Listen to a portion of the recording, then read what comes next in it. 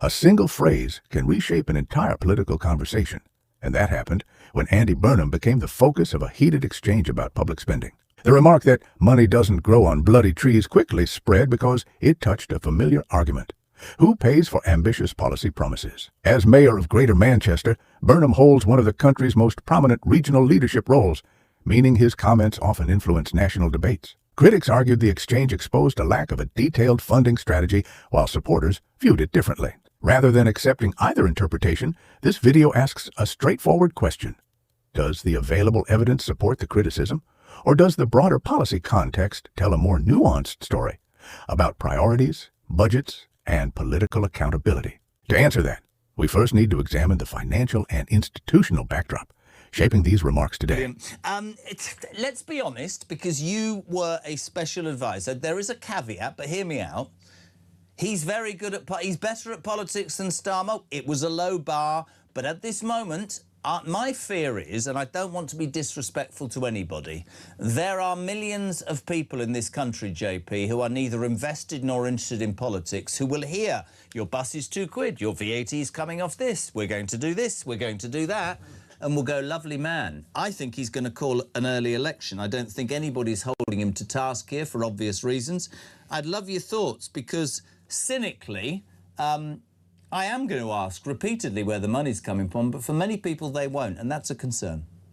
Yeah, absolutely right. The argument against is that he's never going to get a majority as big as that he's got right now, because the Tories, bless us, lost that election so catastrophically, thanks to Rishi Sunak, rather than Starmer or Labour actually winning it. So he's inherited a party he doesn't know, he hasn't got any particular beef with the exception of the few people who actually thought that Keir Starmer was doing a good job. And on some of his announcements about social care that came out overnight, he said things like, I think there's a lot we can do before an election. So that's the argument against. But obviously, as you say, the argument in favour is the way that he is behaving, spending money he doesn't have, like a drunk sailor on shore leave, with apologies to all of our great sailors.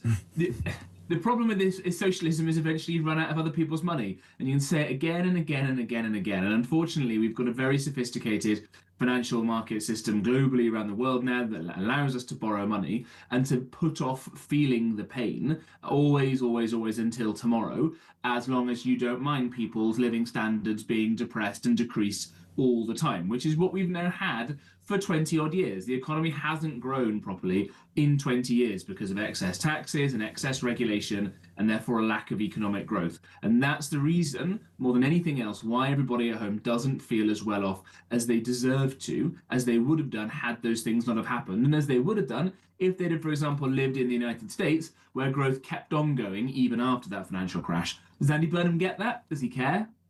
That's what worries me. I don't think he does. I dug a bit this week, and you must have seen Friday. Happiest day of my life, as he stood there. No, but can I just point out for people, because I lived there for 15 years, and I'm allowed to say this, he's a Scouse, supports Everton, doesn't come from bloody Manchester anyway. Manchester City Council agreed to the lease on the 11th of May. 3 days later, Josh Simons resigns as the MP for Makerfield so Burnham can stand. On the 10th of June, the council confirms the lease agreement from Heron House. 8 days before the election in Makerfield. And by the time he's Prime Minister, within 96 hours, this office is up and running and functional and done. It's like the bus the other day. I was looking at it thinking, you haven't done that in 24 hours. How orchestrated a plan was this, JP? Well, it's either that his very presence has fashioned to increase state capacity and make the civil service from a useless body that can't get anything done to the most ruthlessly efficient organisation since, what, the Royal Navy under Admiral Nelson or something, or, as you say, there's a bit of chicanery and a bit of shenanigans going on here. And I think that there'll be a lot of stories as time goes on, and as the media starts to turn against our dear blessed saviour, Andy, in the coming weeks, about some of the various deals, about people close to Andy Burnham who may work for companies that may have got nice deals, which is always what happens. Oh, Jay, I've got to jump in. Look, I've got to jump in. That's a model door of number 10. How long did... I mean, look, there's a model... How long did that take to do? It's astonishing, isn't it? But I think this goes to this wider point that I say that at the moment, scrambling to get favourable access to Andy Burnham and his team, a lot of the kind of, let's call them mainstream media types, will be quite fawning because they want to get interviews, they want to get contacts, they want to get the phone numbers, frankly, of all the people around Burnham. Eventually, when they get that, they'll decide that that access isn't worth it anymore, and they'll start actually doing journalism again. And as I say, I think there'll be an awful lot of interesting things around Manchester. But for example, you'll never see Andy Burnham, I think probably fair enough, but maybe those on the left wouldn't agree, never see him criticising the United Arab Emirates because they put so much investment into Manchester when they bought Manchester City. Now, I think that's fine, but I wonder how many of the people on the left really think about that if he's ever going to get pushed on it. Ditto all sorts of other deals that end up happening. And let's not forget, of course, that the city of Liverpool down the road, as you say, where Andy Burnham's actually from, saw so much corruption that the mayor was put in prison and central government had to take it over. So you actually had, at the time, Community Secretary Robert Jenrick directly controlling Liverpool from his desk in London. So I wonder, I think you may be right here, Jez, that it doesn't quite pass the smell test, does it? And you know, half of me, and I'm being completely straight here, half of me worries that people will be taken in.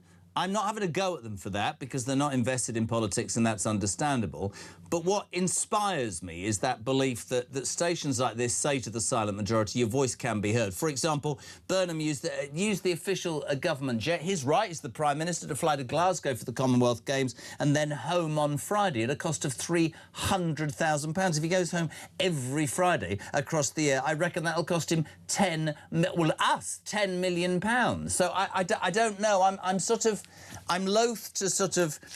I like the messaging. I will not stop to sit here and say, because I remember a socialist government before any of you, because I'm 60, you are so right. They spend money they haven't got until they run out, and then they're voted out of office and run out of town. And it's all lovely and it's all great, and certain radio presenters who I will never name on this station go, all you lot do on talk is cynically say, where's the money coming from? Yeah, I do, because at the end of the day, mate... Before judging whether the criticism is justified, it helps to understand the financial landscape facing policymakers across the United Kingdom. Governments must balance demands for healthcare, transport, housing, policing, education, and infrastructure against limited public resources. Every new commitment competes with existing priorities, making difficult trade-offs unavoidable. Although metro mayors oversee important regional responsibilities, their spending powers are often constrained by funding settlements negotiated with central government. Large transport projects, regeneration schemes, and housing initiatives frequently rely on national grants, devolved budgets, or multi-year investment agreements. That means ambitious proposals cannot simply be announced. They also require sustainable financing, legal authority, and coordination across different levels of government. Economic conditions, borrowing costs, inflation, and tax revenues further shape what policymakers believe is affordable. Even widely supported ideas can face delays if funding remains uncertain or competing priorities take precedence. Understanding these constraints provides essential context before assessing whether Burnham's publicly stated proposals amount to a coherent and financially credible plan, or whether critics identify genuine gaps in implementation, funding, or delivery. With that broader picture established, we can now examine the specific proposals Burnham has advanced and how they compare with the criticism at the center of this debate today. Burnham has consistently argued for greater devolution, expanded public transport, affordable housing, stronger local economic investment, and improved support for public services. Through Greater Manchester strategies, public statements, and interviews, he has promoted integrated transport reform, regeneration projects, and additional powers for regional decision-making. Those positions demonstrate that a policy framework exists, even if individual proposals vary in detail and depend on negotiations with central government. Critics, however, argue that broad ambitions are not the same as fully costed implementation plans. They question where long-term funding would come from, how competing priorities would be balanced, and whether every commitment could realistically be delivered within existing fiscal constraints. Supporters, by contrast, respond that many major investments require cooperation between local and national government, meaning detailed financing often evolves through spending reviews and negotiated settlements. That distinction matters, because the debate is not simply about whether Burnham has ideas, but whether those ideas are supported by sufficiently detailed funding mechanisms and delivery plans. Separating documented proposals from political criticism helps clarify where genuine disagreements exist. Some disputes focus on priorities, while others center on affordability and timing rather than overall direction. That is an important distinction because voters often hear confident claims without seeing the underlying policy documents or budget assumptions. The next step is to compare those competing arguments against official evidence, independent analysis, and fiscal realities to assess their strength. The debate ultimately turns on evidence rather than slogans. Official budget documents, spending reviews, and independent assessments show that major infrastructure and public service improvements almost always require difficult funding choices. The Office for Budget Responsibility regularly examines the wider fiscal outlook, while government spending plans outline how resources are allocated across competing priorities. Those documents do not settle political arguments, but they establish the financial constraints within which policymakers operate. Supporters of greater public investment argue that well-targeted transport, housing, and regeneration projects can improve productivity, attract private investment, and generate longer-term economic benefits. They point to research suggesting that strategic infrastructure spending can strengthen regional growth over time. Critics, however, argue that potential future benefits do not remove the need for credible funding plans today. They emphasize borrowing costs, budget pressures, and the risk of promising more than governments can sustainably deliver. Similar debates have emerged across the UK whenever leaders propose large transport networks, housing programs, or regional development initiatives. The recurring question is not whether investment matters, but how it should be financed and implemented. That distinction separates political rhetoric from practical governance. Evidence can identify costs, projected outcomes, and existing constraints, yet reasonable people may still disagree about acceptable levels of spending or borrowing. Understanding those trade-offs is essential, because the strongest arguments on either side depend not only on ambition, but on credible implementation and transparent accountability. With both the evidence and competing perspectives now considered, we can examine what this debate reveals about broader public policy choices and the challenge of balancing political ambition with financial reality in a way that affects everyone. The discussion extends far beyond a single exchange or one political figure. Every debate about public spending shapes decisions that affect taxpayers, commuters, patients, businesses, and local communities. Whether governments prioritize transport upgrades, housing development, healthcare, or economic growth, every choice carries opportunity costs because resources are finite. That is why accountability matters. Voters need to know not only what leaders promise, but how those commitments will be funded, managed, and measured. Understanding institutional responsibilities also helps separate realistic expectations from political messaging. Metro mayors can influence regional priorities, but many significant funding decisions remain tied to central government. Without that context, it becomes easy to attribute successes or failures to the room level of government. These debates persist because fiscal pressures rarely disappear. Economic conditions, changing public needs, and competing priorities continually force policymakers to make difficult choices. For viewers, the key lesson is to examine both the policy objective and the evidence supporting its delivery. Looking beyond headlines and comparing promises with documented plans, funding arrangements, and measurable outcomes provides a stronger basis for informed judgment.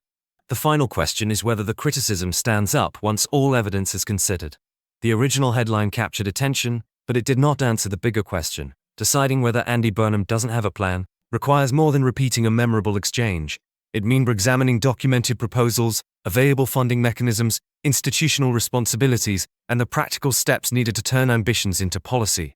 The evidence shows that Burnham has publicly stated priorities, while critics continue to challenge the detail and affordability of implementation. Those are related but distinct questions. Ultimately, informed political debate depends on comparing claims with official plans, budgets, independent analysis, and measurable outcomes. That approach helps separate rhetoric from governance and encourages better public accountability. The next time a headline makes a sweeping claim, ask what the evidence actually demonstrates before reaching a conclusion. Careful scrutiny remains the most reliable guide for informed citizens and stronger democratic accountability.